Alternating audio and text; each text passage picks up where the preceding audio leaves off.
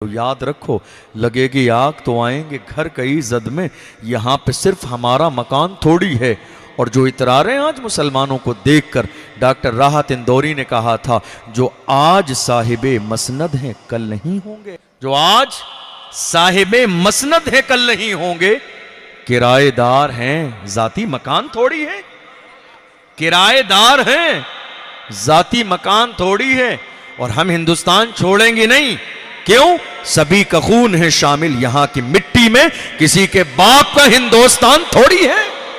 देखो तो फारूक आजम के दौर को जब एलची देखने के लिए आया था कि मदीने में जाके देखूं आखिर कौन ऐसा शख्स है कि जिसके नाम से कैसर व किसरा भी कांपते हैं, कुस्तुनतुनिया में रहने वाले कांप जाते हैं, ईरान वालों के जिस्म के जो है बाल खड़े हो जाते हैं, कांप जाते हैं। उसने आके देखा, मुसलमान तलाश कर रहे थे फारूक आजम को। उसने कहा, क्या उनके लिए कोई दरबार नहीं है, कोई कुर्सी नहीं है, कोई जगह नहीं है? लोगों ने कहा, ये तुम्हारे लिए सारी चोचलेबाजी होती है, कुर्सी और दरबार लगते हैं। अल्हम्दुलिल्लाह हुजूर के गुलामों की शान ये है, वो जहां बैठ जाते हैं हुकूमतें वहीं से चलती हैं, वो जहां बैठ जाते हैं सरकारें वहीं से चलती हैं, वो जहां बैठ जाते हैं निजाम वहीं से चलता है, वो जहां बैठ जाते हैं फैसले वहीं से होते हैं, वो जहां बैठ जाते हैं रसूलुल्लाह का फरमान वहीं से सुनाते हैं। आने वाले ने देखा, उमर फारूक आजम घर की पट्टी पर अपने जो है हाथ का तकिया लगाए लेटे हैं, मगर अल्लाह अकबर, शान ये है कि अल्लाह ने 22 लाख मुरब्बा मील पर हुकूमत अता फरमाई। जिस कौम के जवान अजान सुनने के बाद मस्जिद की पट्टी पर बैठकर गेम खेलते रहे और मस्जिद में अजान और नमाज होती रहे, उस कौम के जवान का नारा कि मैं मस्जिद अक्सा के साथ खड़ा हूं, मैं कहता हूं झूठ बात है, हो ही नहीं सकता। जो मोहल्ले की मस्जिद में जाके खड़ा ना हो सके, वो मस्जिद अक्सा के लिए खड़ा कैसे हो सकता है? ये प्रैक्टिकल जिंदगी नहीं है आपकी, झूठ है, ये फ्रॉड है, धोखा है, खयानत है, सच्चाई नहीं है इसमें कुछ भी। सच्चाई नहीं है हाथ उठाना। आप जो हाथ उठा रहे हैं ना, अल्हम्दुलिल्लाह हमारा ईमान है। जब हमारी महफिलें होती हैं तो हमारी महफिल में हमारे आका तशरीफ लाते हैं। सुना है आप हर आशिक के घर तशरीफ लाते हैं, मेरे घर में भी हो जाए चरागा या रसूल अल्लाह। तो हमारा ईमान है, हमारी महफिलों में हमारे आका आते हैं। लेकिन मुझे बताइए, जब हमारी महफिल में हमारे आका आते हैं तो हमारा हाथ झूठा तो नहीं उठना चाहिए। प्रैक्टिकल अगर हमारा अमल है इस बात पर तो हम उठा सकते हैं, लेकिन झूठ नहीं, अच्छी बात नहीं है। अल्लाह के रसूल सल्लल्लाहु अलैहि वसल्लम की मोहब्बत में आप कह रहे हैं, साहब मैं सर कटा दूंगा, कटा देंगे हुजूर की मोहब्बत में? अब हाथ नहीं उठाएंगे आप, मुझे मालूम है नहीं उठाएंगे आप हाथ। हुजूर की मोहब्बत में सर कटा देंगे। मैं कहता हूं, हुजूर की मोहब्बत में सर झुकाना शुरू कर दो, कटाने की नौबत ही नहीं आएगी। हुजूर की मोहब्बत में, हुजूर की मोहब्बत में सर झुकाना शुरू कर दो, सर कटाने की नौबत ही नहीं आएगी। जो सर हुजूर की मोहब्बत में झुकते थे, हुजूर के इश्क में झुकते थे, हुजूर की गुलामी में झुकते थे, अल्लाह ने उन्हें इतनी अजमत अता फरमाई थी। देखो तो फारूक आजम के दौर को जब एलची देखने के लिए आया था कि मदीने में जाके देखूं आखिर कौन ऐसा शख्स है कि जिसके नाम से कैसर व किसरा भी कांपते हैं, कुस्तुनतुनिया में रहने वाले कांप जाते हैं, ईरान वालों के जिस्म के जो है बाल खड़े हो जाते हैं, कांप जाते हैं। उसने आके देखा, मुसलमान तलाश कर रहे थे फारूक आजम को। उसने कहा, क्या उनके लिए कोई दरबार नहीं है, कोई कुर्सी नहीं है, कोई जगह नहीं है? लोगों ने कहा, ये तुम्हारे लिए सारी चोचलेबाजी होती है, कुर्सी और दरबार लगते हैं। अल्हम्दुलिल्लाह हुजूर के गुलामों की शान ये है, वो जहां बैठ जाते हैं हुकूमतें वहीं से चलती हैं, वो जहां बैठ जाते हैं सरकारें वहीं से चलती हैं, वो जहां बैठ जाते हैं निजाम वहीं से चलता है, वो जहां बैठ जाते हैं फैसले वहीं से होते हैं, वो जहां बैठ जाते हैं रसूलुल्लाह का फरमान वहीं से सुनाते हैं। आने वाले ने देखा, उमर फारूक आजम घर की पट्टी पर अपने जो है हाथ का तकिया लगाए लेटे हैं, मगर अल्लाह अकबर, शान ये है कि अल्लाह ने 22 लाख मुरब्बा मील पर हुकूमत अता फरमाई। जब हमारी पेशानी हुजूर की मोहब्बत में झुकती थी अल्लाह की रजा के लिए, तो हमारा दौर कुछ और था, हमारा अंदाज कुछ और था, हमारे तेवर कुछ और थे। आज हमारी कौम की इज्जत का जनाजा निकल गया। और जनाजा निकालने वाले गैर नहीं अपने हैं। ये पहचानने की कोशिश कीजिए, ये जो आपकी आस्तीनों में सांप छुपे हुए हैं इनका बाइकाट कीजिए। ये जो आपकी कौम में छुपे हुए दलाल हैं इनका बाइकाट कीजिए। ये किसी के नहीं हैं, ना अपने हैं, ना आपके हैं, ना किसी के हैं।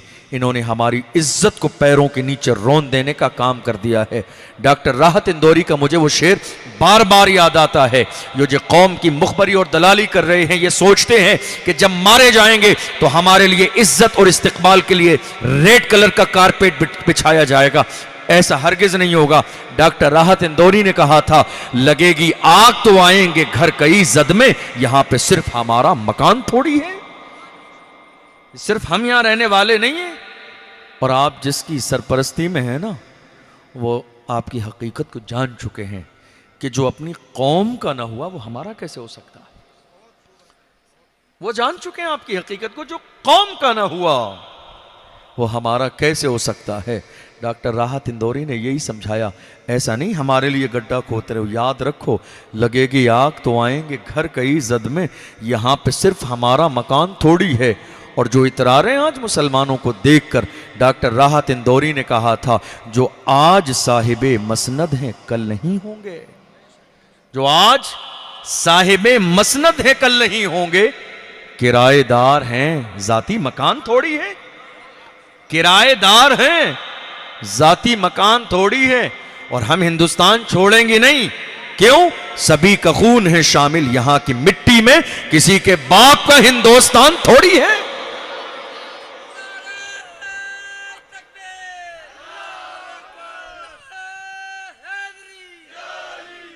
मिजाज बदलिए, अपना अंदाज बदलिए, सोचने का मिजाज बदलें, जिंदगी गुजारने का मिजाज बदलें, अपने तरीके को बदलें। और याद रखिए, जो कौम आपस में लड़ती है ना, लड़ती है, एक दूसरे को नीचा दिखाती है, उस कौम की तबाही के दिन बहुत ज्यादा दूर नहीं होते हैं। ये जो आपस में दस्तो गिरेबा है ना, मुसलमान भाई भाई का दुश्मन है, पड़ोसी पड़ोसी का दुश्मन है, हसद कीने की बुनियाद पर एक दूसरे को गिराने की कोशिश कर रहे हैं। याद रखिएगा, हुजूर हाफिज मिल्लत ने कौम मुस्लिम को क़यामत तक के आने वाले लोगों को एक पैगाम दिया था। फरमाया था, इत्तेहाद जिंदगी है, इख्तिलाफ मौत है। ये जो आप बट रहे हैं ना, इसकी छोटी जात, इसकी बड़ी जात, ये अमीर है, ये गरीब है, ये गोरा है, ये काला है। याद रखिएगा, ये सिर्फ आपके यहां हो सकता है, लेकिन इस्लाम में इन सारी चीजों की कोई गुंजाइश नहीं।